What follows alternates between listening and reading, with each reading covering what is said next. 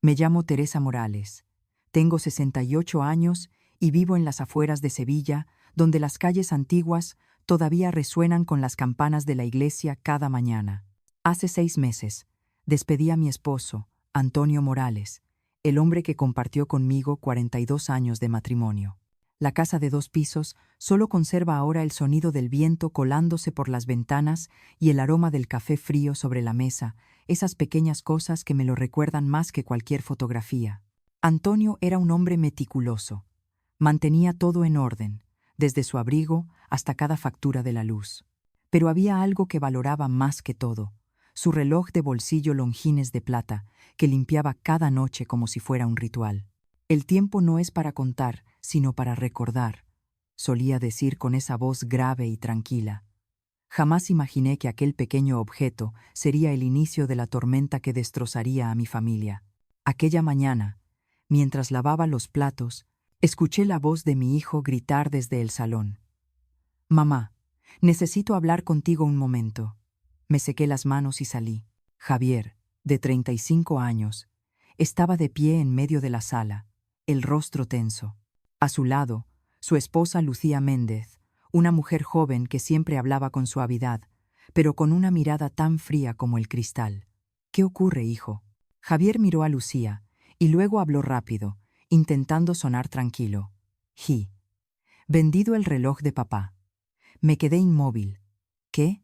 Lucía intervino, con una voz dulce, casi falsa. «No te preocupes, mamá, solo era un objeto viejo. Ese reloj ya ni funcionaba, y necesitábamos dinero para pagar el depósito de nuestro viaje a Francia». Los observé, con los dedos temblando ligeramente. «¿Cuánto?». «700 euros», respondió Javier, evitando mirarme. Una cantidad miserable por la reliquia de un hombre que había sido el corazón de nuestro hogar. «¿Le pediste permiso a tu madre?», dije con un hilo de voz. Javier suspiró, como si hablara con una niña. «Mamá, papá ya no está. No puedes aferrarte a todo. Creo que él querría que dejaras ir el pasado». Cerré los labios.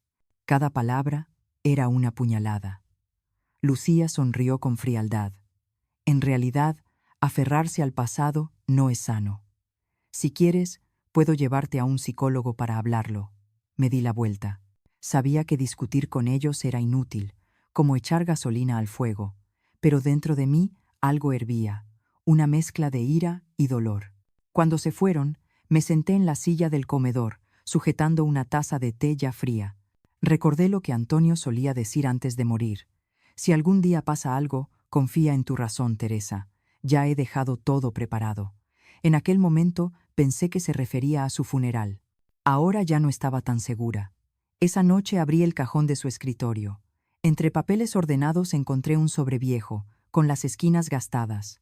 En el frente, su letra inconfundible: «Para Teresa, cuando realmente lo necesites». Dentro había una copia del recibo de compra del reloj, fechado en 1980, y un papel doblado en 4 con una frase escrita a mano. «La clave está donde te cité por primera vez». Me temblaban las manos. Donde te cité por primera vez, ese era el café antiguo junto al puente de Triana, donde Antonio me declaró su amor hacía más de 40 años. Nunca imaginé que pudiera dejarme algo tan misterioso. A la mañana siguiente conduje hasta la casa de empeños de la calle del Sol, donde Javier había vendido el reloj. Dentro, un hombre tatuado llamado Diego estaba tras el mostrador. Me miró y dijo enseguida: «Usted es la madre del chico que vendió el Longines ayer, ¿verdad?». Asentí, con el corazón acelerado. «Quiero recuperarlo. Dígame cuánto pide». Diego negó con la cabeza. «Lamentablemente, llegó tarde. Lo compraron esta mañana». Sentí que me faltaba el aire. «¿Sabe quién lo compró?». Diego dudó un momento. Luego bajó la voz. «No puedo decirle el nombre, pero pagó en efectivo». Y mientras lo limpiaba noté algo raro detrás de la tapa. Una ranura muy fina, como soldada con cuidado. La abrí por curiosidad, y dentro había un pequeño papel doblado. No alcancé a leerlo antes de que llegara el comprador, así que lo guardé. Me entregó un pedacito de papel amarillento, cuidadosamente doblado. En él, la letra fina de Antonio decía: «Fecha de nacimiento de Teresa, 12 de abril de 1957. En caso de peligro, este número abrirá la puerta. Me quedé paralizada. Antonio había escondido una clave dentro del reloj. Pero, ¿qué puerta? ¿Qué quería que encontrara? Salí de la tienda con el corazón pesado y tembloroso. Afuera, las campanas de la iglesia marcaron las 12 del mediodía. Levanté la vista al cielo azul de Andalucía y susurré: Antonio, ¿qué es lo que preparaste para mí? Esa noche no pude dormir. El tic-tac del reloj de pared marcaba el ritmo de mis pensamientos. Observé el papel de Antonio, fecha de nacimiento de Teresa, 12 de abril de 1957. En caso de peligro, este número abrirá la puerta y supe que algo grave se escondía detrás de esas palabras. Antonio nunca fue un hombre de enigmas. Si había escrito eso, tenía un propósito. ¿Dinero? ¿Un secreto de la empresa? ¿O solo una manera de obligarme a seguir adelante? No lo sabía. Solo sabía que debía recuperar ese reloj. A la mañana siguiente fui al banco donde trabajé más de 30 años antes de jubilarme. Busqué a Carlos, mi antiguo gerente, y le pedí que rastreara alguna transacción vinculada con la casa de empeños de la Calle del Sol. Él me miró sorprendido. Teresa, no deberías involucrarte en asuntos así. Esas tiendas venden a coleccionistas o especuladores. Es casi imposible rastrear algo. Le sonreí, más firme de lo que esperaba. Carlos, ¿ya olvidaste que fui auditora de riesgos en esta sucursal? Nada es imposible cuando sabes dónde buscar. A las 3 de la tarde recibí una llamada de un número desconocido. ¿La señora Morales? Una voz masculina y ronca resonó al otro lado. Sí, soy yo. Soy la persona que compró el reloj Longines en la Calle del Sol. Tengo algo que parece pertenecerle. Apreté con fuerza el teléfono. ¿Quién es usted? Deberíamos vernos en persona. Mañana a las 11 a.m. En el Café El Puente, cerca del puente de Triana. Y colgó. Me quedé inmóvil. Ese era exactamente el lugar que Antonio había mencionado en la nota. Donde te cité por primera vez. ¿Una coincidencia o todo estaba planeado? A la mañana siguiente llovía suavemente. Me puse el viejo abrigo marrón de Antonio y entré en el Café El Puente. El aroma del café mezclado con el olor de la madera vieja me apretó el pecho. En la esquina del fondo, un hombre de unos 60 años, alto, con un abrigo gris, se levantó al verme. ¿La señora Teresa Morales? Sí. ¿Y usted es? Me llamo Rafael. Trabajé con su esposo, hace muchos años. Fruncí el ceño. ¿Cómo dice? Antonio nunca me habló de usted. Rafael asintió y colocó sobre la mesa una pequeña caja de terciopelo azul. La reconocí al instante. El reloj de Antonio. No he venido por dinero, dijo. En realidad, Antonio me pidió que mantuviera contacto con esa casa de empeños. Él sospechaba que podría pasar algo entre usted y su hijo Javier. ¿Él lo sospechaba? ¿Qué quiere decir con eso? Rafael abrió el reloj y señaló una diminuta marca dentro de la tapa de plata. Aquí escondió un número de cuenta. Pero no es una cuenta cualquiera. Es una especie de fideicomiso al que solo puede acceder el heredero designado. Lo miré, sintiendo cómo el corazón me latía con fuerza. ¿Está diciendo que Antonio dejó dinero en algún lugar? Rafael asintió y sacó un sobre amarillo de su abrigo. Me entregó este sobre, con la instrucción de dárselo solo si Javier llegaba a hacer algo que le hiciera perder la confianza en él. Abrí el sobre. Dentro había un extracto bancario con una cifra que me dejó sin aliento. 2.450.000 euros, a nombre de Teresa M. Morales, beneficiaria única. En la parte inferior, una nota manuscrita de Antonio decía: este fondo solo podrá abrirse con tu fecha de nacimiento y la confirmación de Rafael. Si alguien más intenta acceder, todo quedará bloqueado. Apreté el papel entre las manos. ¿Por qué Antonio me ocultó esto?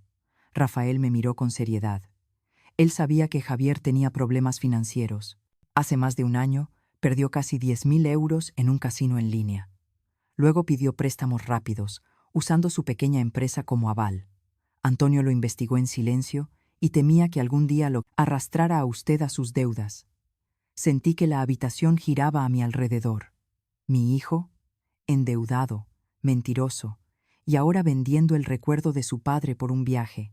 Rafael puso una mano sobre la caja del reloj. Antonio quería que tuviera la oportunidad de protegerse. Me dijo, si Teresa descubre la clave, significará que ya es lo bastante fuerte para enfrentar la verdad. Me quedé callada mucho tiempo. Afuera, la lluvia caía en hilos finos, mezclándose con la música clásica del café. Cuando levanté la mirada, pregunté, Rafael, ¿sabe dónde está Javier ahora? Por lo que sé, busca un intermediario para vender la antigua casa de Huelva. Necesita dinero urgente. Un escalofrío me recorrió la espalda. Esa casa, Antonio y yo habíamos tardado 10 años en ahorrar para comprarla. Jamás le di poder a Javier para venderla. No puede hacer eso. Rafael me observó con comprensión. Si me permite, puedo ponerla en contacto con alguien. Un abogado especializado en herencias, Ignacio Torres. Él ayudó a Antonio con sus últimos documentos. Creo que Antonio quería que hablara con él, por si las cosas se salían de control. Asentí, intentando mantener la voz firme. Gracias, Rafael. Quizás he sido demasiado buena, demasiado confiada. Él sonrió con tristeza. No, solo ha confiado en el afecto. Pero a veces, el afecto es lo primero que la gente usa para aprovecharse. Antes de marcharse, Rafael pronunció una frase que me heló la sangre. Tenga cuidado, Teresa. Creo que Javier no sabe que le he devuelto el reloj, pero cuando lo descubra, irá a buscarla. Salí del café. La lluvia había cesado y el sol se filtraba débilmente entre las nubes plateadas. Abrí el reloj en mi mano, escuchando el tic-tac constante. Antonio seguía allí, susurrándome. Aún te quedan cosas por descubrir. Esa noche coloqué el reloj sobre la mesa, bajo la luz tenue de la lámpara, con el corazón enredado en 1000 pensamientos. Las palabras de Rafael resonaban una y otra vez. Antonio escondió el código dentro del reloj. Solo usted puede abrirlo. Abrí la tapa trasera y observé con la lupa. La plata envejecida estaba rayada, pero en una esquina vi un corte diminuto, pulido muchas veces para disimularlo. Tomé las pinzas pequeñas que Antonio solía usar para reparar relojes y toqué con cuidado la ranura. Se escuchó un leve clic. La tapa se abrió y apareció un compartimento justo del tamaño de un papel doblado. Dentro había un trozo de papel color marfil, con la letra inclinada de Antonio perfectamente legible. 12 de abril de 1957. El puente. 2, 4, A7C, 19, Q, M, E, 04. Cuando la confianza se rompa, busca lo que nunca ha cambiado. Leí y releí el papel decenas de veces, 42 años viviendo juntos, y nunca había visto a Antonio escribir algo tan cifrado. 2, 4, A7C, 19, Q, M, E, 04. ¿Qué tipo de código es este?, murmuré. Doblé el papel y lo puse sobre mi mano, sintiendo mi corazón latir con fuerza. A la mañana siguiente llevé el reloj al taller de relojes antiguos de don Ramiro, el artesano que había conocido a Antonio por más de 30 años. Teresa, ¿cuánto tiempo sin verla?, dijo mientras se limpiaba las manos con un paño de cuero, los ojos brillantes. ¿Todavía conserva este Longines? Antonio solía decir que era su corazón. Ramiro, ¿alguna vez lo vio abrir otra parte además de la tapa trasera? Sí, frunció el ceño. Una vez, quizá 2 años antes de su muerte, Antonio me pidió revisar el mecanismo de doble cierre. Dijo que quería asegurarse de que solo se abriera para la persona correcta. Pensé que bromeaba. Solo se abrirá para la persona correcta. Sentí un escalofrío. ¿Se refería a mí? Ramiro encendió la lámpara de mesa y con un destornillador diminuto retiró con cuidado la parte interna del reloj. Bajo una capa de engranajes finos apareció una pequeña placa de acero grabada con letras diminutas. Donde el tiempo se detiene, la memoria permanece. Miré a Ramiro. Ninguno de los dos dijo nada. El puente, susurré. El café donde nos conocimos por primera vez. Podría ser una pista, asintió. Antonio nunca hacía nada sin motivo. Le di las gracias y salí. Esa tarde volví al café El Puente. La mesa número 7, junto a la ventana, seguía siendo el lugar donde Antonio solía sentarse. Pedí un capuchino, su bebida favorita, y miré el río Guadalquivir brillar bajo el atardecer. Entonces recordé. El año pasado, en nuestro aniversario, Antonio me había regalado una pequeña llave de plata, colgada de una cadena. Cuando le pregunté, solo respondió: «Guárdala para el día en que la necesites». Llevé la mano al cuello, la llave seguía allí. Con dedos temblorosos la saqué y la observé. En el reverso estaba grabada la serie 24A7C, la misma que aparecía al inicio del código del papel. Casi dejé caer la taza de café. «Antonio, ¿a dónde intentas llevarme?». Salí del café con el corazón acelerado. Sentía que estaba entrando en un juego secreto diseñado por mi difunto esposo. No sabía qué me esperaba, pero intuía que cada paso tenía un propósito. Al llegar a casa, coloqué el reloj y la llave sobre la mesa y encendí el ordenador. Escribí 2, 4, A7, C, 19, Q, M, E, 0, 4 en el buscador. Ningún resultado. Luego probé combinando con mi fecha de nacimiento, después con las iniciales de Antonio A. M., sin éxito, hasta que introduje la secuencia en el campo Código de cliente del sitio web del Banco Privado de Sevilla, el que Rafael había mencionado. La pantalla parpadeó. Un mensaje apareció. «Número de cuenta válido. Por favor, introduzca la contraseña de identificación». Contuve la respiración. ¿Había encontrado el acceso que Antonio me dejó? Escribí 12-04-1957. Mi fecha de nacimiento. La pantalla se tornó azul y apareció un texto. «Bienvenida, Teresa Morales. Verifique su identidad mediante código biométrico o confirmación del tutor autorizado». El tutor, Rafael. Lo llamé enseguida. «Rafael, creo que he encontrado la cuenta de la que hablaba Antonio». Su voz se volvió grave. «¿Cómo lo ha hecho?». «Está bien, no toque nada». «Espéreme. Si el sistema le pide confirmación, significa que todavía está activo». Una hora más tarde, Rafael llegó. Puso una mano sobre mi hombro y habló con tono serio. «Esta cuenta no solo contiene dinero, Teresa. También guarda archivos encriptados». Antonio me dijo: «Si alguien más intenta acceder, todos los datos se autodestruirán». Abrí mucho los ojos. ¿Qué escondió allí? Rafael suspiró. «No lo sé». Pero Antonio estaba obsesionado con protegerla de algo dentro de la familia.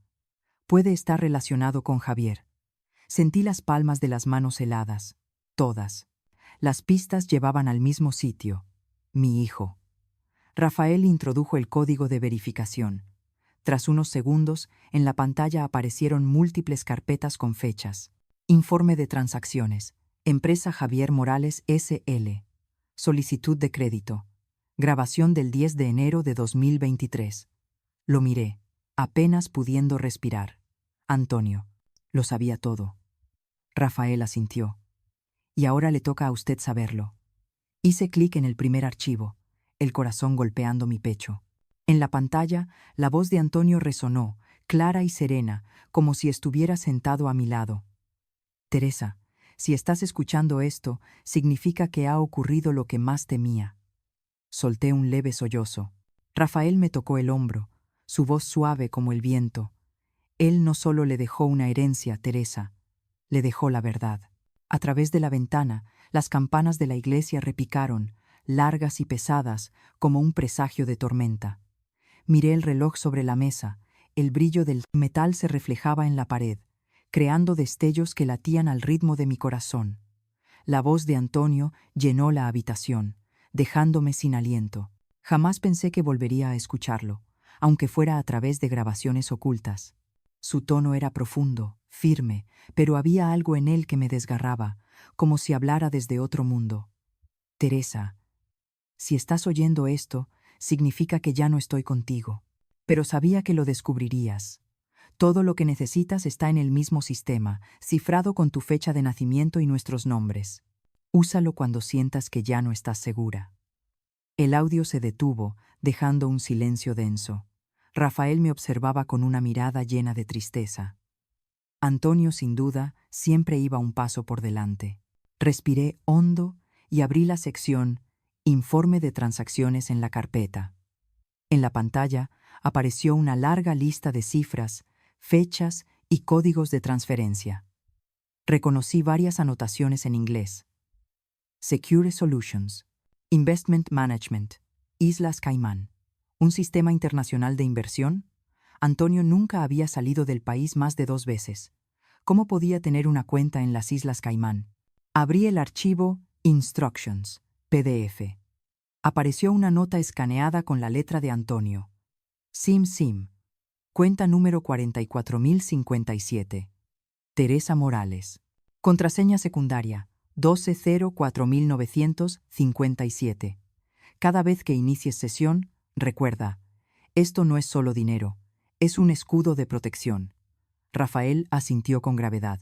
Secure Solutions Investment Management es una empresa global de gestión de patrimonio. Solo las personas con grandes activos o que buscan una seguridad excepcional abren cuentas allí. Antonio siempre nos dijo que solo teníamos un pequeño ahorro para la jubilación. Quizás quería asegurarse de que nadie pudiera aprovecharse de usted, murmuró Rafael. Ahora veamos qué hay. Tecleé el número de cuenta y la contraseña en la página web de la empresa. Tras unos segundos, la pantalla se iluminó y apareció el mensaje: Access granted. Welcome, Teresa Morales. Sentí el corazón golpearme el pecho. La siguiente línea casi me hizo soltar el ratón. Saldo actual: 2.736.500 euros con 12 céntimos. Me quedé mirando la cifra, los ojos nublados. Era una cantidad tan grande que parpadeé varias veces, convencida de estar soñando. Rafael exhaló, casi en un susurro. Dios mío.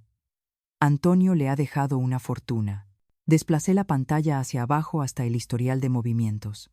La primera entrada tenía fecha 15 de junio de 1983. Depósito inicial. Gerencia de J.M. J.M. José Morales, el padre de Antonio. Recordé que, cuando éramos jóvenes, Antonio me contó que su padre había muerto en un accidente, dejándole un pequeño seguro. Nunca pregunté más porque él evitaba ese tema. Pero si esta suma provenía de aquella herencia, pequeño era, sin duda, un término demasiado modesto. Seguí revisando. Los años 90, 2000, depósitos regulares de unos pocos miles cada vez, hasta que, en 2008, las cifras comenzaron a dispararse. Una línea me llamó la atención. Liquidación de propiedad, Sevilla, 86.000 euros. Compra de terreno, Cádiz, 110.000 euros. Venta de apartamentos, Madrid, 240.000 euros. Antonio había estado comprando y vendiendo propiedades durante más de una década sin que yo lo supiera. Recordé las noches en que llegaba tarde diciendo que debía revisar papeles del Banco Viejo, y yo le creí. Nunca lo dudé, porque era el hombre más honesto que había conocido. Pero ahora entendía. Antonio no mentía para traicionarme, sino para protegerme. Rafael observaba los datos y comentó en voz baja: Esto no es dinero de especulación, Teresa. Mire esto. Señaló un apartado llamado Transferencias a beneficiario restringido. Destinatario: Fundación San Marcos, Fondo Educativo. Destinatario: Teresa Morales. Cuenta fiduciaria. Usó las ganancias inmobiliarias para crear un fondo benéfico y un fondo personal de protección a su nombre. La estructura es muy astuta. Si alguien intenta mover el dinero sin su autorización, el sistema se congela automáticamente. Sentí la garganta seca, incapaz de hablar. Antonio había previsto cada detalle, cada cláusula, cada euro, como si supiera que alguien intentaría arrebatármelo. Rafael, ¿por qué haría algo así? Porque sabía que Javier estaba en peligro. Rafael bajó la voz. Creo que Antonio descubrió que su hijo se había involucrado en algo más que deudas. ¿Que había alguien detrás? ¿Alguien detrás? Pregunté con el ceño fruncido. Sí. Antonio sospechaba que alguien estaba usando a Javier para localizar este dinero. Tal vez un socio anterior o alguien de la familia de su esposa. Pensé en Lucía, mi nuera amable, siempre tan servicial, siempre ayudándome a organizar los documentos de Antonio cuando él estaba ocupado. Un escalofrío me recorrió la espalda. ¿Cree que Lucía sabía de esta cuenta? Rafael asintió lentamente. Si Antonio sospechaba de ella, probablemente esa fue la razón por la que creó un sistema de seguridad tan complejo. Miré la pantalla. Los números 2.736.500 parecían danzar ante mis ojos. Parte de mí quería llorar de gratitud, pero otra parte sentía puro miedo. Si Lucía descubría que yo había encontrado esta cuenta, ¿qué sería capaz de hacer? Rafael, ¿qué debo hacer ahora? Primero, no diga nada a nadie. La ayudaré a trasladar toda esta información a un servidor privado, solo accesible para usted, y debe contratar a un abogado. Antonio mencionó a 1. Ignacio Torres. Conoce las operaciones internacionales de su esposo. Asentí. Mi corazón seguía latiendo con fuerza mientras miraba el reloj Longines reposando sobre la mesa. El brillo del metal reflejaba la luz como si sonriera. Por un instante, casi pude ver a Antonio a mi lado, con sus ojos amables de siempre. «Lo preparaste todo, ¿verdad?», susurré. Afuera, el sol del atardecer doraba las calles, pero dentro de mí, esa luz se mezclaba con una creciente inquietud. Sabía que, desde el momento en que toqué este secreto, nada en mi familia volvería a ser igual. Me quedé en el escritorio hasta pasada la medianoche, los ojos fijos en la pantalla llena de registros inmobiliarios que Antonio había acumulado en los últimos 10 años de su vida. Rafael, frente a mí, hojeaba los documentos recién impresos, números y fechas entrelazados como un laberinto imposible. «¿Lo ve?», dijo él con voz grave. «Todas las operaciones de venta de Antonio tienen algo en vidos común». Me incliné para mirar con atención. En la columna de comprador, el mismo nombre se repetía 3 veces. Inversiones Morales, S.L. «¿Qué empresa es esa?», pregunté, sintiendo el corazón acelerarse. «Justamente eso quiero que vea», respondió Rafael. «Esa compañía fue registrada hace 2 años, y el representante legal es Javier Morales». Sentí que la sangre se me helaba. Mi hijo, a quien siempre creí solo torpe e impulsivo, era el titular de la empresa que compraba las propiedades en las que mi marido había invertido durante toda su vida. «No puede ser», murmuré. Antonio jamás habría vendido terrenos a Javier sin decirme nada. Rafael guardó silencio un momento y sacó de su bolsillo un sobre marrón envejecido. «Debería leer esto». Dentro había una carta de un detective privado, fechada en junio del año pasado, apenas 6 meses antes de la muerte de Antonio. La primera línea me dejó sin aliento. «Estimado señor Antonio Morales, según su solicitud, he completado la investigación sobre las actividades financieras del señor Javier Morales. Los hallazgos siguientes son alarmantes». Leí despacio, cada frase como una puñalada. Javier tenía una deuda de casi 12.000 euros por apuestas en línea. Luego pidió préstamos rápidos para pagarla, usando el nombre de una supuesta empresa de asesoría financiera que en realidad no tenía operaciones. Lo peor, había consultado al menos a 3 abogados diferentes sobre el proceso legal para declarar a un familiar incapaz de gestionar sus bienes, con el fin de controlar el patrimonio familiar. Sentí que me faltaba el aire. «Antonio lo sabía todo», susurré. Sabía que Javier planeaba apoderarse de todo. Por eso ocultó todo para protegerme. Rafael asintió. «Exactamente. No solo protegía el dinero, Teresa. La protegía a usted, de su propio hijo». Dejé caer la carta sobre la mesa. Las lágrimas me nublaron la vista. Recordé aquellas frías cenas familiares después de la muerte de Antonio, Javier evitando mirarme, Lucía fingiendo preocupación mientras preguntaba por los papeles de la herencia y las cuentas de ahorro de papá. Cuando le dije que no había encontrado nada, solo sonrió y dijo: «Seguramente mamá lo ha guardado en algún sitio y se olvidó». Ahora lo entendía. No buscaban el reloj para recordar a Antonio. Lo buscaban porque querían abrir el secreto que él había dejado atrás. Rafael se recostó en la silla, hablando con tono firme. Antonio actuó con antelación. Cuando supo que Javier había creado Inversiones Morales, comenzó a transferir las propiedades a fondos internacionales fuera del alcance de su hijo. Pero no esperaba morir tan pronto. Solté una risa amarga, y Javier, creyendo que era más listo que su padre, la codicia ciega a las personas. El sonido del teléfono interrumpió el silencio pesado. Miré la pantalla. Era Javier. No conteste, susurró Rafael. Puede que ya sospeche algo. Dudé unos segundos, luego respondí. Mamá. La voz de Javier sonaba forzada, tratando de parecer casual. Solo quería saber si ya recibió el paquete que le envié. ¿Qué paquete?, pregunté, conteniendo la tensión en mi voz. Le mandé unos documentos de papá. Tal vez los necesite para el trámite de la herencia. Solo quiero ayudar. ¿Ayudar? Esa palabra, en su boca, sonaba como burla. Los revisaré, contesté brevemente y colgué. Rafael me observó con expresión alerta. No me gusta esto. La está poniendo a prueba. Quizás descubrió que ha abierto los archivos de Antonio. Tenemos que actuar antes de que lo haga él, dije decidida. Abrí el último archivo en los datos de Antonio. Project Sombra, confidencial. En la pantalla apareció un mapa de España con decenas de puntos rojos. Las propiedades que alguna vez pertenecieron a Pontonio. Antonio. Varias estaban tachadas con la nota transferida a Inversiones Morales. Pero en la esquina inferior aparecía otra anotación destacada. Casa Sombra. Propiedad en custodia. No transferida. Rafael señaló el punto. Conozco ese lugar. Es una vieja villa en la región de Granada.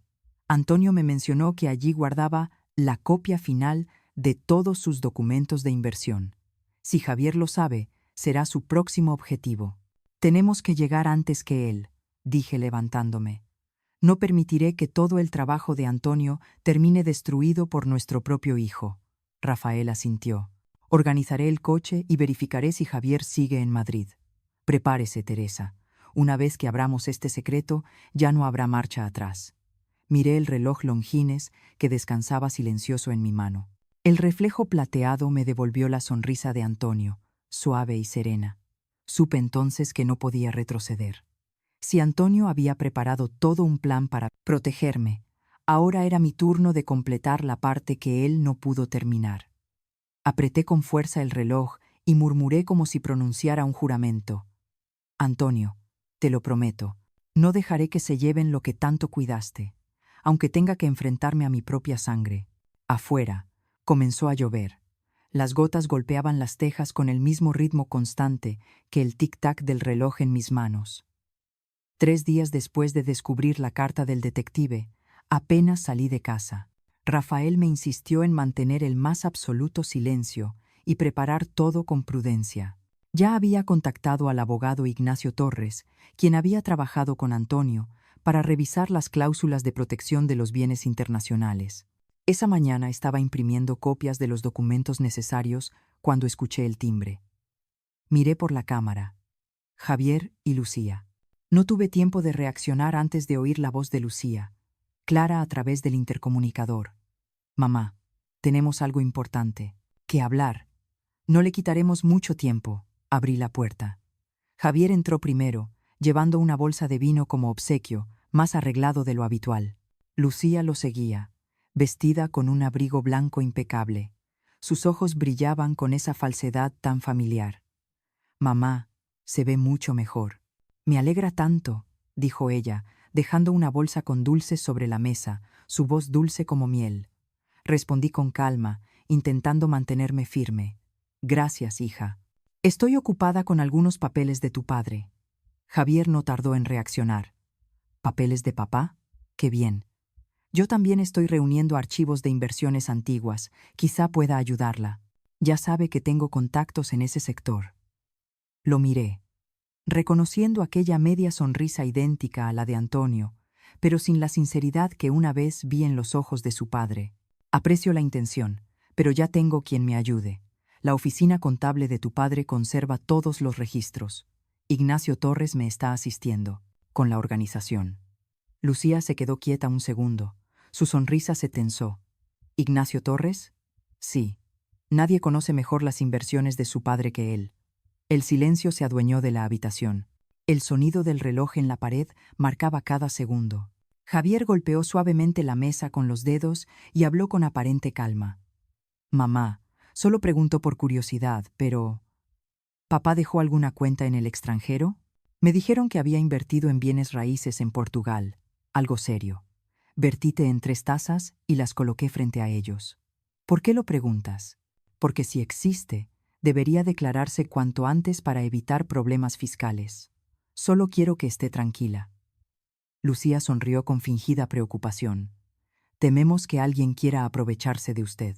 Hoy en día hay muchos impostores que se hacen pasar por expertos financieros y engañan a las personas mayores con falsas herencias. Tomé un sorbo de té antes de responder, con serenidad. Lo sé. Afortunadamente, quien me ayuda fue amigo íntimo de su padre durante más de 30 años. No es fácil engañar a alguien como Ignacio. La mirada de Javier se ensombreció. Dejó la taza y se inclinó hacia mí. Mamá, escuché que el reloj de papá, ¿es cierto que lo ha recuperado?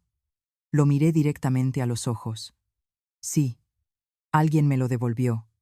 ¿Cómo lo sabes? Solo una corazonada. Papá apreciaba mucho ese reloj. Si escondió algo importante, seguro está dentro. Lucía apoyó la mano en el hombro de su marido, con un tono burlón. No digas tonterías. Mamá ni habrá reparado en eso. Papá era muy reservado. Seguro que solo había papeles viejos. Incliné la cabeza y sonreí. Los papeles viejos también tienen su valor, Lucía. A veces, una sola firma puede cambiarlo todo. Ella se incomodó. Su mirada se deslizó rápidamente hacia Javier.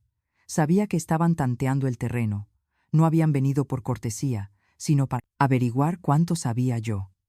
Javier, dije despacio, ya sé lo de tu empresa Inversiones Morales.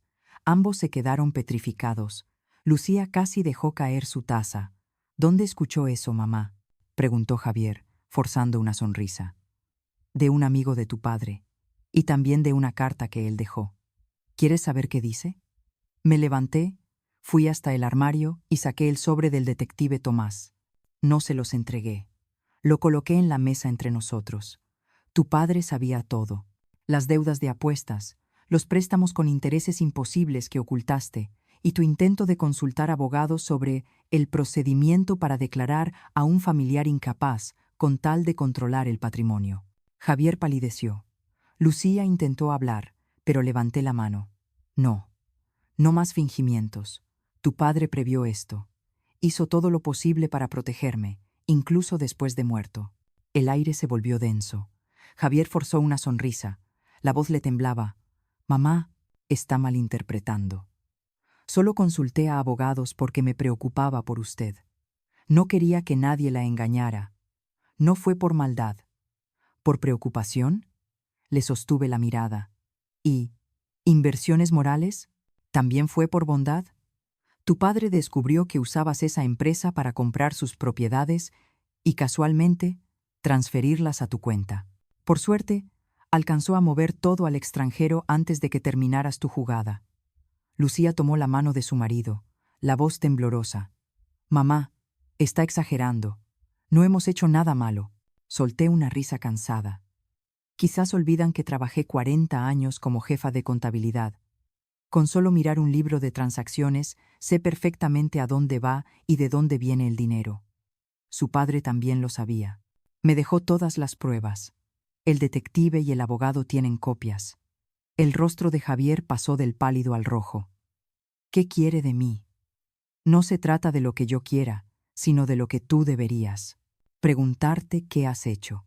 Solo te advierto, no intentes tocar nada que pertenezca a tu padre. Lucía tiró del brazo de Javier para levantarse. Su tono se volvió frío. Vámonos. Aquí nadie quiere escuchar la verdad. Cierto, respondí, mirándolos directamente. Pero al menos hoy, la verdad ha sido dicha. Se dieron la vuelta. Pero antes de salir, Javier se detuvo, la voz cargada de rabia contenida. Mamá, no tiene idea de con quién se está enfrentando. Sonreí con calma. Tu padre sí lo sabía. Por eso lo dejó todo preparado. La puerta se cerró de golpe. Me quedé quieta, escuchando el sonido del coche alejándose, el corazón temblando entre miedo y alivio. Afuera, el viento soplaba fuerte, haciendo volar las cortinas. Rafael salió del despacho con expresión grave. Lo escuché todo.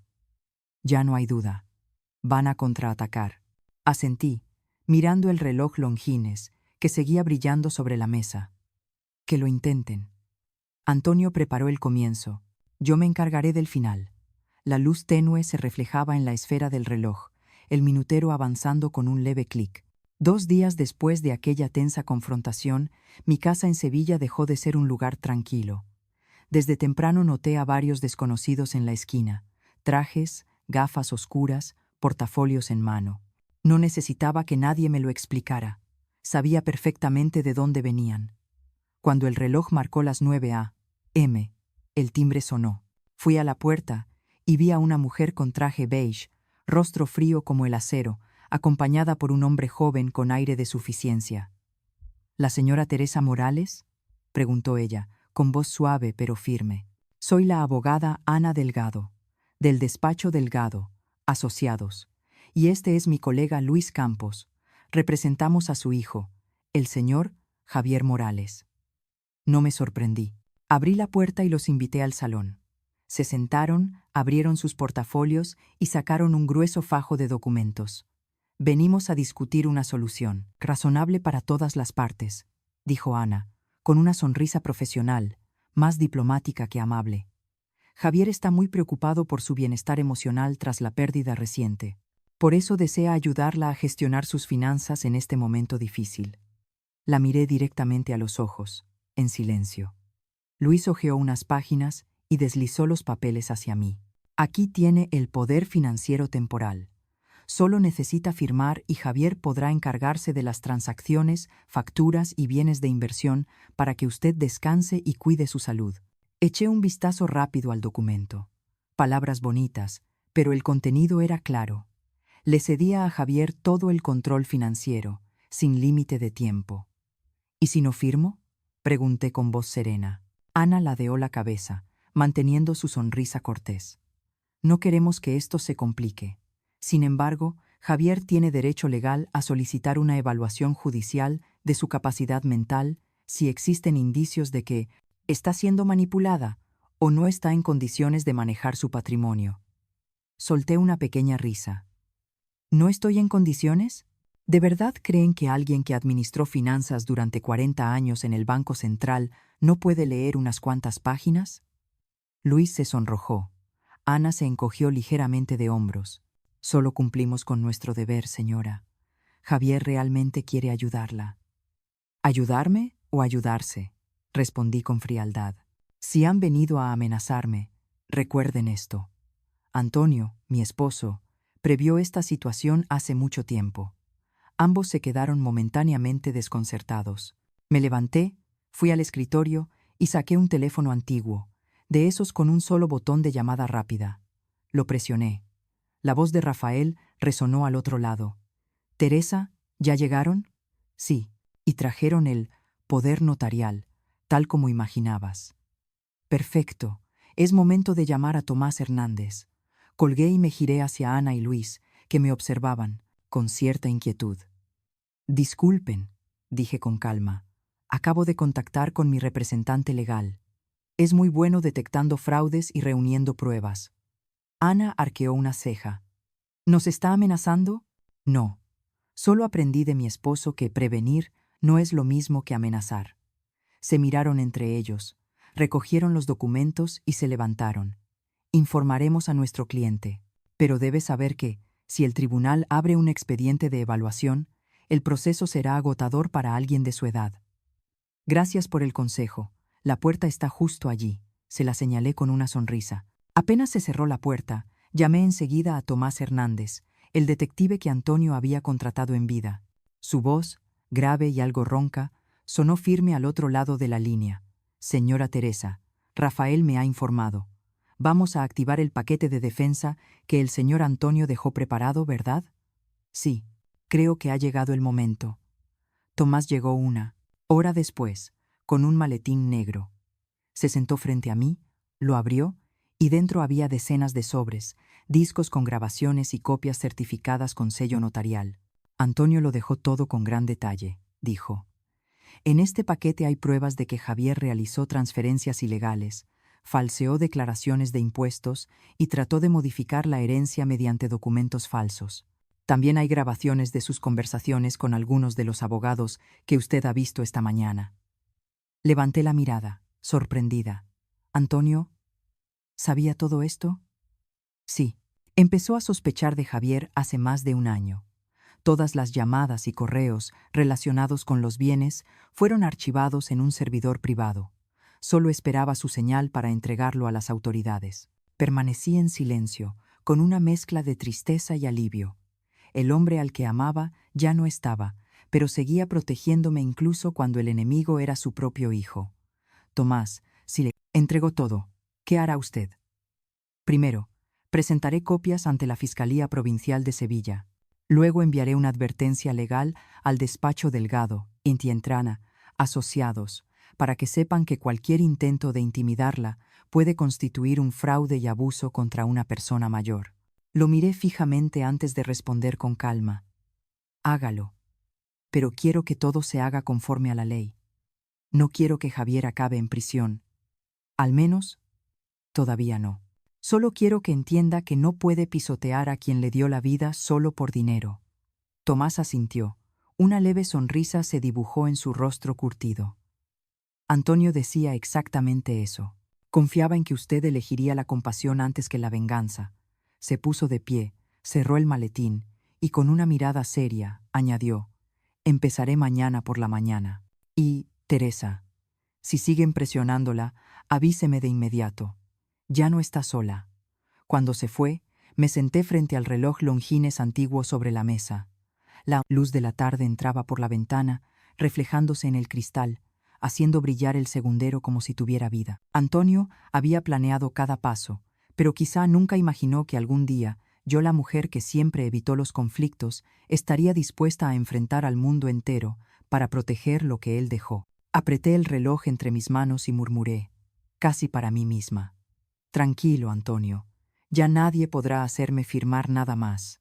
Afuera, un coche negro de lujo pasó lentamente frente a la casa. No necesitaba ver la matrícula para saber que era el de Lucía. Y en el instante en que la luz del sol rebotó en el parabrisas, vi su rostro tras el cristal.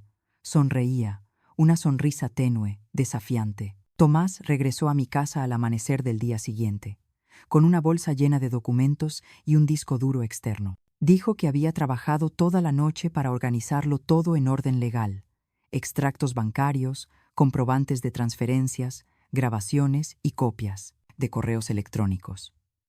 Revisé cada pieza, el corazón enredado entre angustia y alivio. Ahora todo estaba en manos de quienes conocían la ley. El detective abrió un sobre y sacó fotocopias de los movimientos de las cuentas de Javier. Los números me dejaron sin aliento.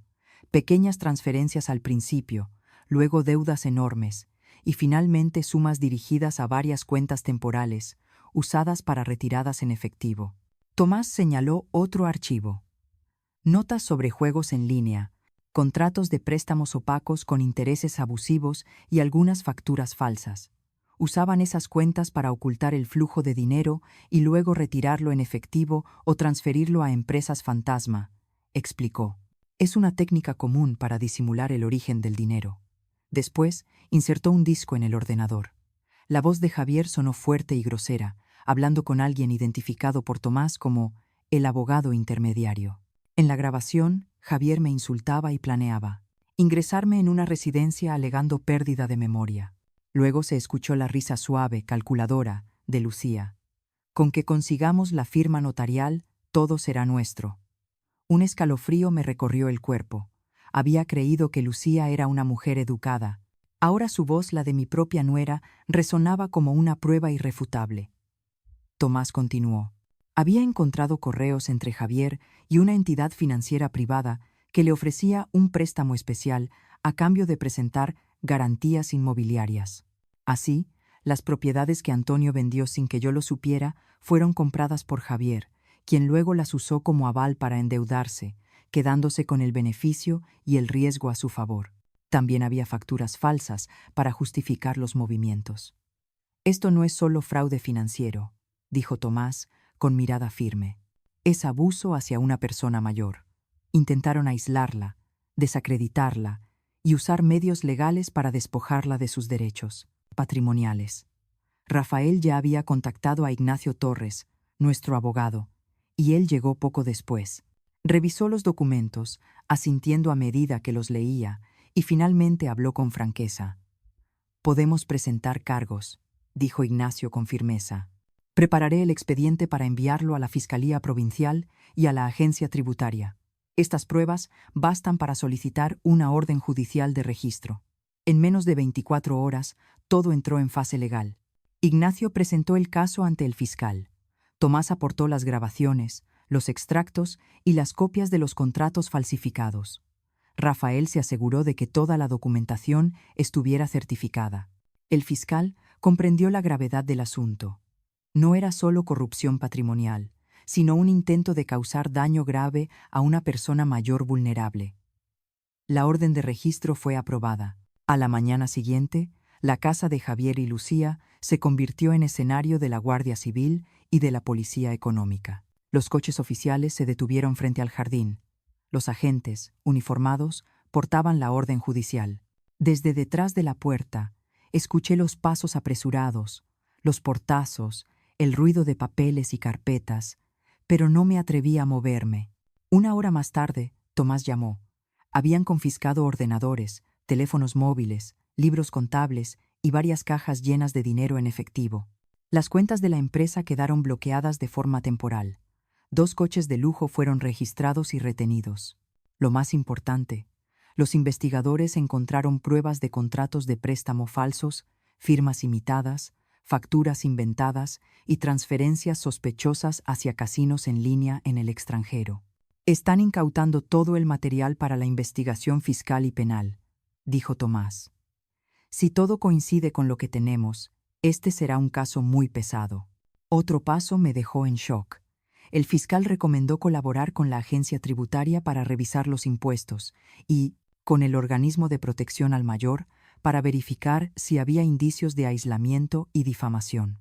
Mi nivel de riesgo fue catalogado como grave, y el tribunal ordenó congelar las cuentas vinculadas a Inversiones Morales S.L., la empresa de Javier, para impedir nuevos movimientos de dinero. La noticia se propagó rápido por el vecindario. Los vecinos me llamaban, algunos familiares, aún sin conocer toda la verdad, vinieron a verme con rostros entre la preocupación y la indiferencia. Hubo quien se conmovió, y quien solo murmuró: «No lo puedo creer, Teresa. ¿Tu hijo?». Yo solo respondía con una sonrisa forzada, sintiendo esa mezcla de dolor y alivio que llega cuando la justicia, por fin, empieza a moverse. Por la tarde, recibí una llamada de la fiscalía. Me citaban para entregarme los resultados preliminares. Sentí un nudo en el pecho. ¿Detendrían a Javier? ¿Lucía enfrentaría cargos? Sabía que el proceso sería largo, pero un nuevo viento soplaba en mi vida, el viento de la justicia. Al posar la mano sobre el reloj Longines, el tic-tac pareció ralentizarse. Pensé en Antonio, en su previsión silenciosa, y en los días que vendrían. Juicios, audiencias, confrontaciones. Comprendí que la lucha por la verdad no era solo recuperar dinero, era recuperar mi dignidad, mi voz, mi derecho a decidir. Mientras me preparaba para salir rumbo al tribunal, el timbre volvió a sonar. Abrí la puerta y vi a un hombre trajeado, rostro impasible, un representante del hospital local que me entregó una notificación oficial. Era sobre una solicitud de evaluación de capacidad mental presentada ante el juzgado. Me quedé inmóvil, el corazón apretado. La batalla no había terminado, apenas había cambiado de frente. Ahora, la verdad, la justicia y la familia estaban a punto de enfrentarse cara a cara. Aquella mañana, Sevilla amaneció con una llovizna fina como niebla. Acababa de dejar mi taza de café sobre la mesa cuando sonó el timbre. Otra vez. Al principio creí que era Tomás con más documentos, pero al abrir la puerta, vi a un hombre desconocido, de unos 60 años, alto, erguido, con un abrigo marrón claro y una pequeña caja forrada en terciopelo azul en la mano. Sonrió con voz grave y segura. ¿La señora Teresa Morales? Sí, soy yo. Mi nombre es Ricardo Gómez, ex investigador de la Guardia Civil. Vengo a entregarle algo que pertenecía a su esposo, el señor Antonio Morales. Sentí un nudo en la garganta. Abrió la caja. Dentro había una tarjeta micro SD negra. Antonio dijo: si Teresa encuentra esta tarjeta, significará que ha llegado al final del camino que tanto temía, explicó Ricardo. Tomé la tarjeta. Era diminuta, apenas del tamaño de una uña, pero supe al instante. Era la llave de todo el misterio. Ricardo encendió su portátil e insertó la tarjeta. La pantalla se iluminó, mostrando decenas de carpetas cuidadosamente etiquetadas. Audio, Javier, Lucía, Meetings, Bank Records, Legal Backups, Personal, Message. Contuve la respiración cuando abrió la primera. Una voz familiar resonó, profunda, fría, calculadora. Javier. Lucía. Solo hace falta que mamá firme. Si se niega, demostraré que perdió la memoria. Tomás, ese viejo detective, bastará con unas acusaciones para que le asignen tutela. Después, los bienes pasarán automáticamente a nosotros. Sentí que el corazón se me encogía.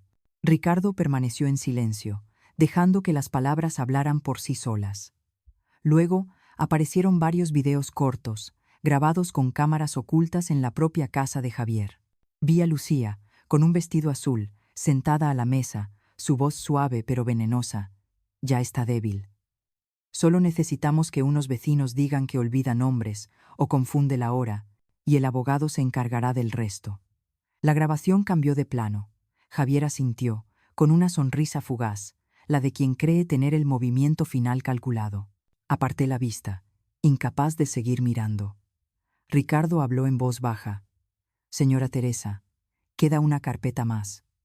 Antonio quiso que la viera al final. Abrió Personal, Message. En la pantalla apareció un video. Antonio estaba sentado en su viejo despacho.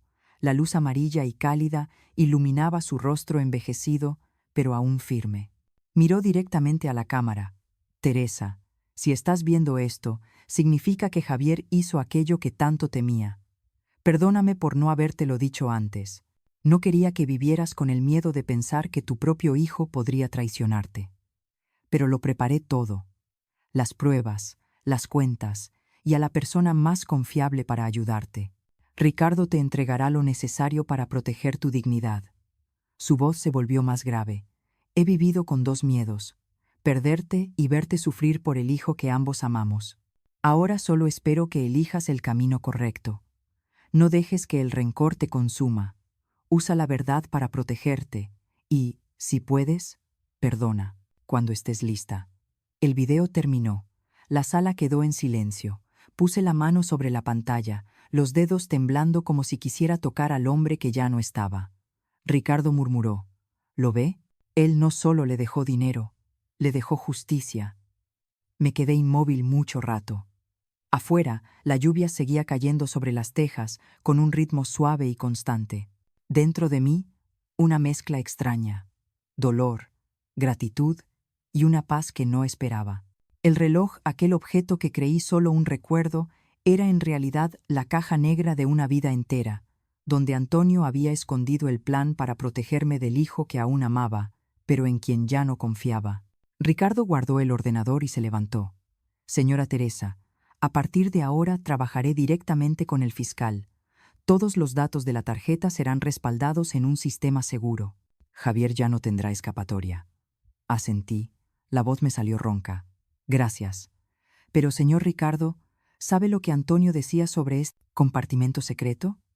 Él se detuvo en el umbral, se giró y respondió: sí, dijo. El segundo secreto no es la información, sino la confianza. Si Teresa lo encuentra, significará que ha vencido el miedo y recuperado el control de su vida. La puerta se cerró tras él. Miré el reloj en mis manos. El segundero seguía su curso, constante, como si Antonio aún respirara en esa casa, en cada minuto que pasaba. Aquella noche, cuando Ricardo se marchó, permanecí en la mesa con el reloj, la tarjeta microSD y la carpeta que me había dejado.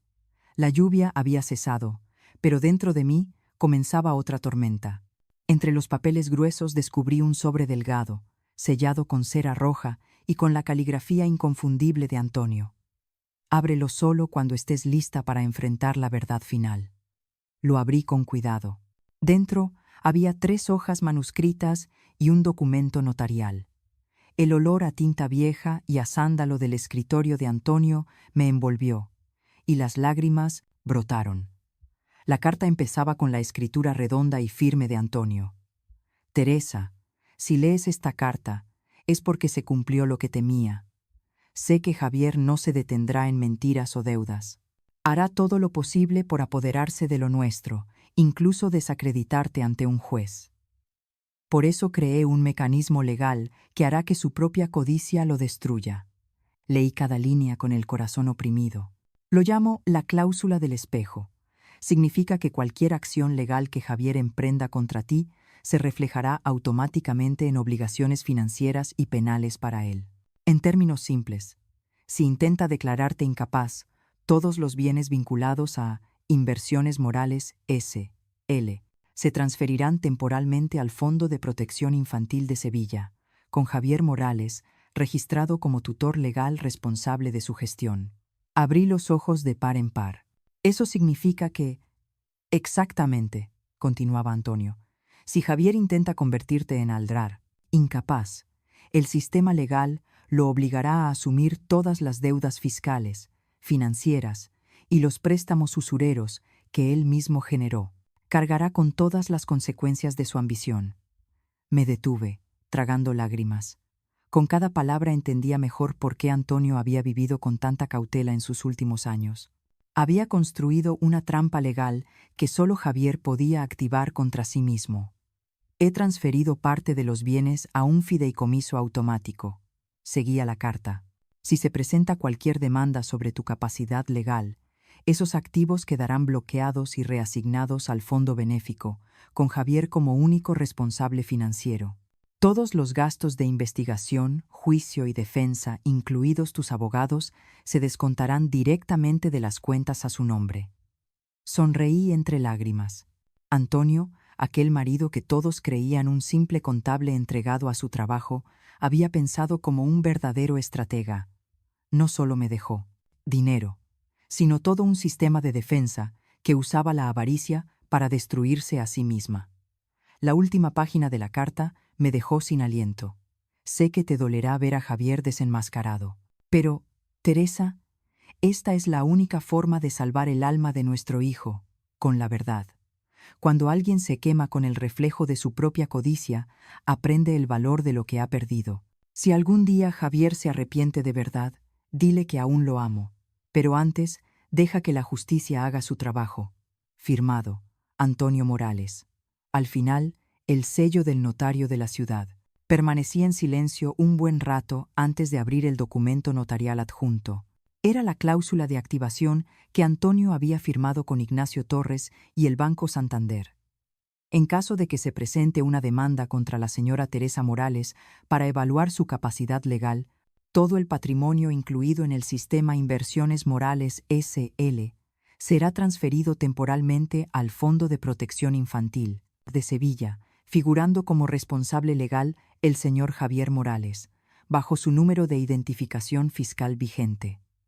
La parte que asumirá todas las obligaciones legales, tributarias y de deuda pública será el señor Javier Morales. Abajo, una línea en cursiva. Efecto irrevocable, incluso si la persona protegida se opone. Caí pesadamente en la silla. Todo mi cuerpo temblaba, entre la sorpresa y la gratitud. Antonio había tejido una red jurídica perfecta, y Javier, si osaba tocarla, se ataría con sus propias manos. La puerta se entreabrió. Rafael entró, me vio abrazando la carta y preguntó en voz baja, ¿ha surgido algo más? Le mostré las últimas líneas. Rafael las leyó y soltó un silbido bajo. Antonio era un maestro. No dejó ninguna vía de escape para Javier. Asentí, con la voz quebrada. Pero no estoy feliz, Rafael. Sigue siendo mi hijo. Lo sé, dijo, posando su mano en mi hombro. Pero quizá esta era la única. forma de obligarlo a enfrentarse a sí mismo. Miré por la ventana. El atardecer bañaba los tejados de oro. En esa luz, creí escuchar el susurro de Antonio. Lo hiciste bien. Cuando cayó la noche, llamé a Ignacio y le conté todo el contenido de la carta. Guardó silencio unos segundos antes de responder. Presentaremos la copia certificada en el juzgado mañana por la mañana. Si Javier realmente envió una solicitud de evaluación de su capacidad, la cláusula se activará de inmediato. Eso significa que todos sus bienes, casa, coches, empresa, quedarán congelados hasta que el caso se resuelva. Exhalé lentamente. En la oscuridad, la casa parecía más quieta que nunca. Tomé el reloj Longines.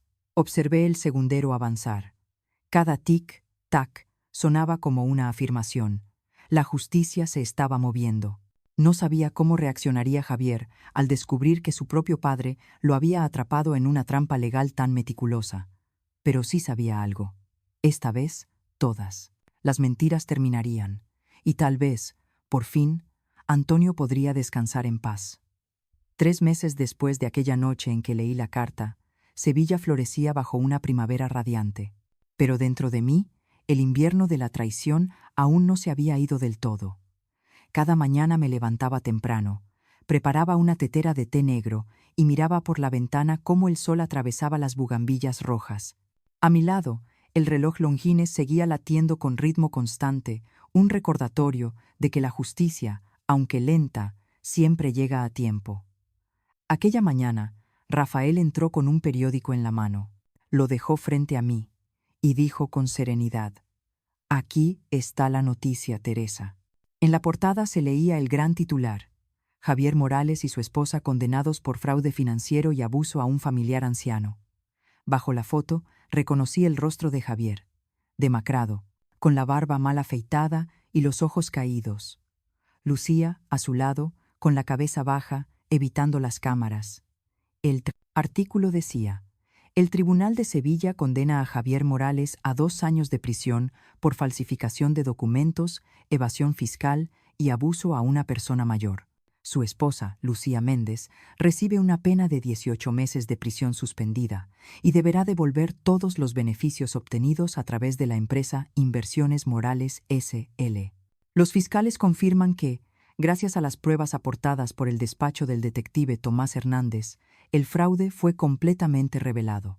Además, el sistema de la cláusula del espejo, creado por el difunto empresario Antonio Morales, transfirió automáticamente los bienes implicados al Fondo de Protección Infantil de Sevilla, garantizando que todas las obligaciones legales recayeran sobre Javier. Dejé el periódico sobre la mesa y solté un largo suspiro.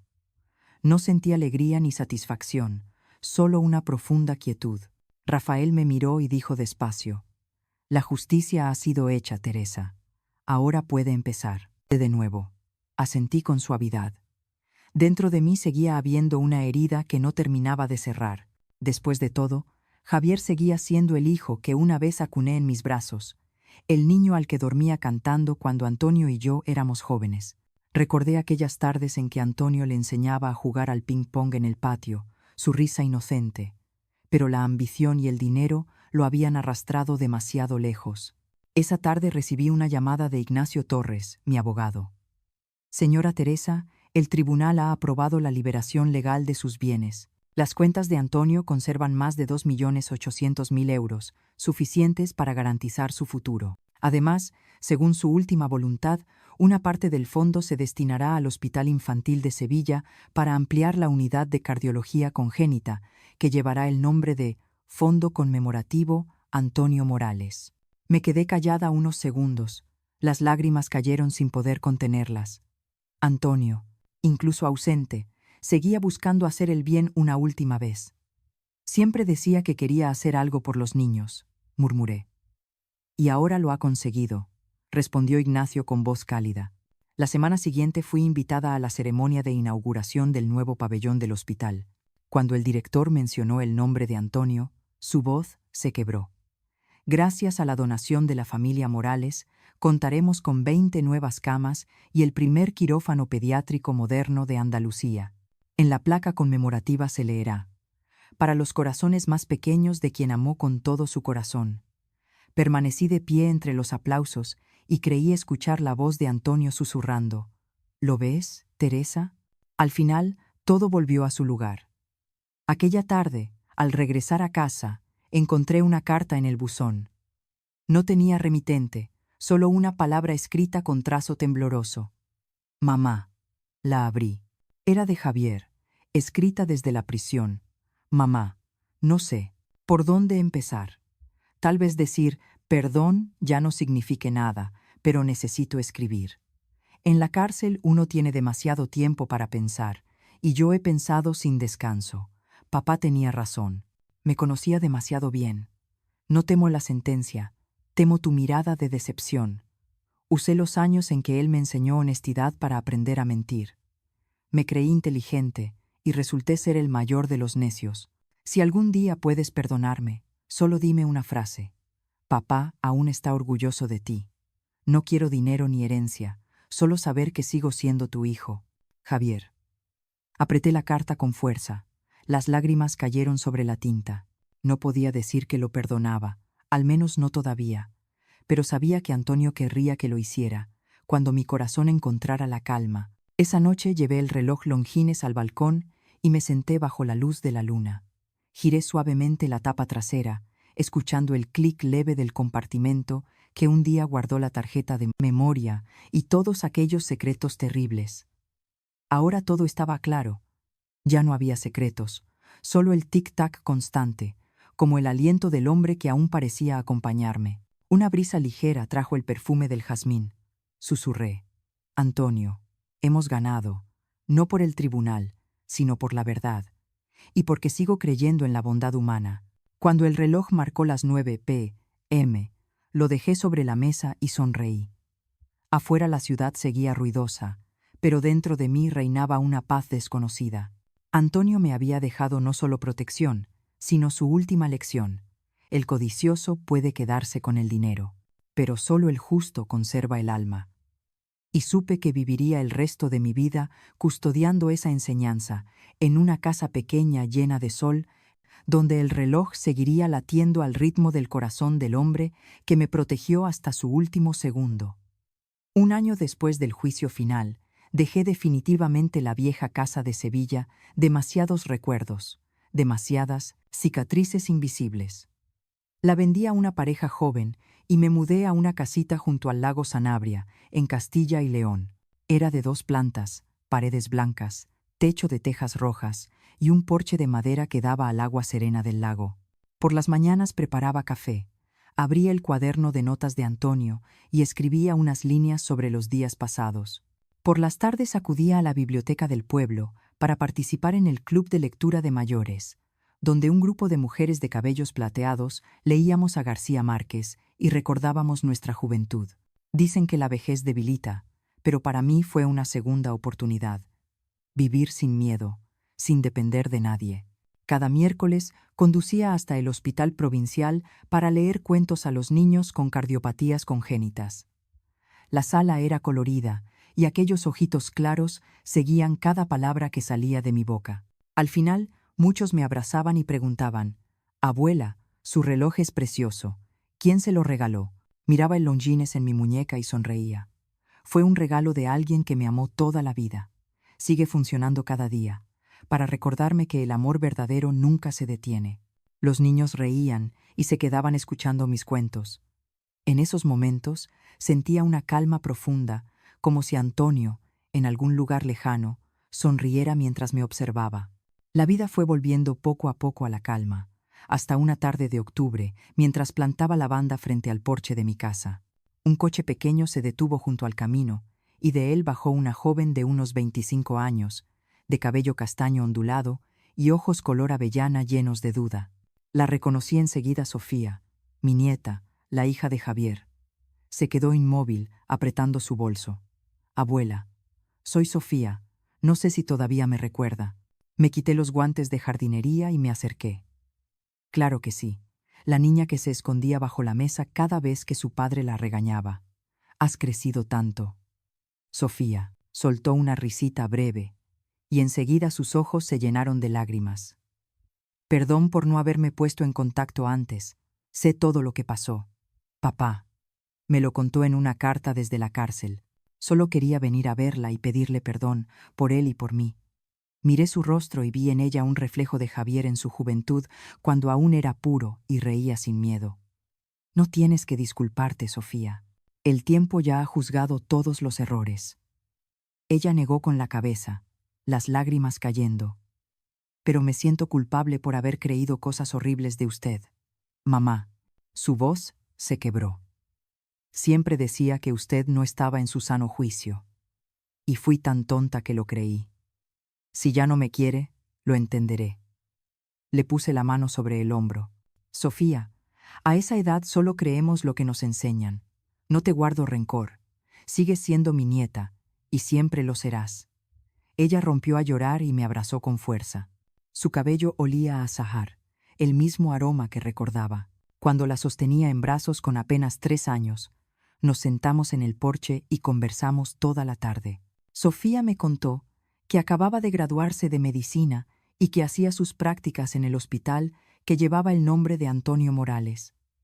Al escuchar su nombre, sonreí, con una mezcla de orgullo y emoción contenida. Veo la placa con el nombre del abuelo todos los días al entrar, dijo. Todos en el hospital lo respetan. Solo desearía haberlo conocido. Él estaría muy orgulloso de ti, Sofía, respondí con la voz temblorosa. Siempre creyó que la bondad encontraría el camino de regreso a nuestra familia. Tal vez tú seas la prueba de ello. El atardecer tiñó el lago Sanabria de dorado y rojo, brillante como la esfera del reloj en mi muñeca. Sofía lo miró y preguntó, ¿todavía lo lleva puesto? Asentí. No es solo un recuerdo, es un recordatorio de que, por mucho dolor que deje el pasado, siempre puede convertirse en una luz que nos guía, si sabemos perdonar. Sofía guardó silencio y luego me tomó la mano. Vendré a verla seguido, ¿puedo? Si traes pasteles, siempre serás bienvenida. Reí, y ella también, con una sonrisa limpia, sin culpa. Esa noche, después de que Sofía se marchara, me quedé junto a la ventana mirando la luna reflejada en el lago. Las pequeñas olas parecían acariciar todo lo que ya quedó atrás. Abrí el cajón y saqué una vieja foto de Antonio con su traje gris y esa sonrisa amable de siempre. ¿Lo ves, Antonio? La niña ha vuelto. El círculo que temía se ha cerrado, pero esta vez con amor, no con ambición. Coloqué la foto junto al reloj. Ambos quedaron bañados por la luz plateada de la luna. Afuera, el eco de las risas infantiles del hospital llegó con la brisa. Cerré los ojos y sentí mi corazón acompasado con el tic-tac del reloj. Lento, constante, en paz. A los 69 años, ya no temo al tiempo. He perdido, he sufrido, he sido protegida y al fin he aprendido a protegerme.